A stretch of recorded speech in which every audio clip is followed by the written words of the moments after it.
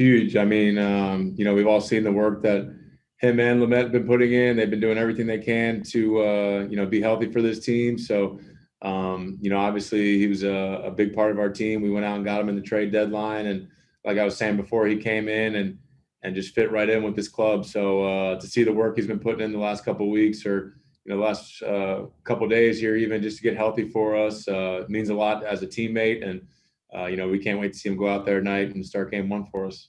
No, we're definitely fueled by it. When you get to this point, if you're not facing a rivalry, whatever team you're facing, it then becomes a rivalry just because what's on the line. When you're playing for a championship and you're this close to it, you realize the magnitude of these games. You realize there's 28 competitors in here and 28 competitors over there. So, you're going to get the highest, level of competition from both teams. You're going to get the highest level of intensity from both teams. So, I don't think at this point you need any extra motivation, but, they're certainly a rival team being in the same division, them being on top of the division for the last couple of years. So, at this point, we are facing a rival, but, it doesn't really add too much to what's going on and what's at stake at here because, the end goal is the championship, and that's, the end result for both or the end goal for both teams.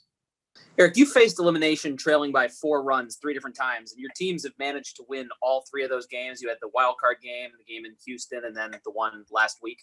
I'm wondering, is there a common thread there? Like, what is it about those teams that have kind of been able to handle that pretty difficult circumstance and overcome it? I hope that number stays right where it's at because I don't know if I can take any more of these games, but it just shows the heart. It shows the heart of the team to really just keep fighting. It's, especially when you look at those games, who was on the mound, how their bullpen stacked up.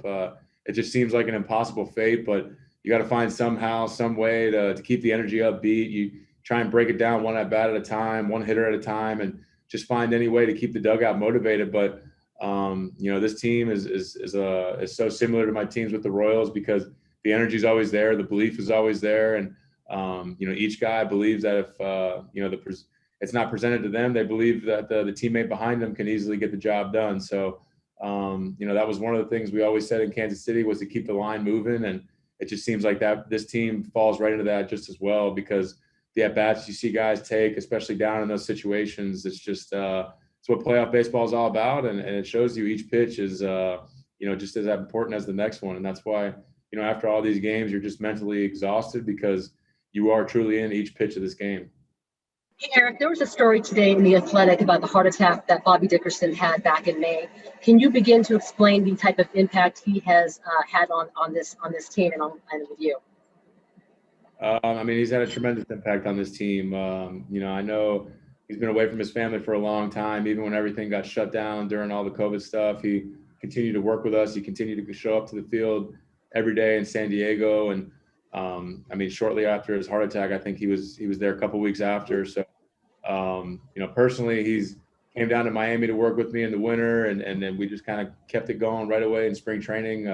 He was there bright and early, ready to work with anybody. And, he's truly one of the best coaches I've been around. Just the stuff that he does on the field from, all the drills that you guys see in spring training to, making me wear a mask to get my face involved on picks and all that type of stuff. But the stuff you guys don't see in the locker room, he's an extremely good motivator. He knows how to relate to a lot of guys, and he knows how to bring the most out of a lot of guys. And it's truly been fun getting to be on the same team as him.